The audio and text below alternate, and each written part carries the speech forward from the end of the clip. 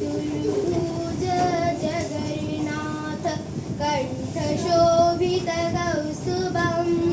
पद्मनाभो वेदागर्भ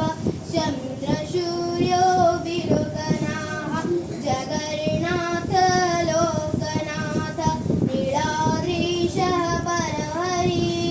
दीनबन्धु दया सिन्धु कृपाळु जनरक्षक शम्भुपाणि चक्रपाणि पद्मनाभो नरत्वम बलभद्रो वसुदेवो माधव मधुसूदन दैतारी पुण्डरीकाक्षो वनमाळी बलप्रिया विष्णुर्महाविष्णुर्ब्रह्मा विष्णुर्महेश्वर लोककर्ता जगन्नाथो महीकर्ता महाजसा महर्षि कपिलाचार्यो लोकचारी शूरहरि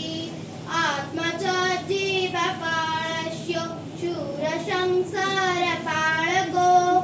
एकोनेको मम प्रिय ब्रह्ममादिमहेश्वर द्विभुजश्च चतुर्बाहु सप्तबाहु सहस्रका पद्मपत्रो विशालक्ष्य पद्मगर्भो परः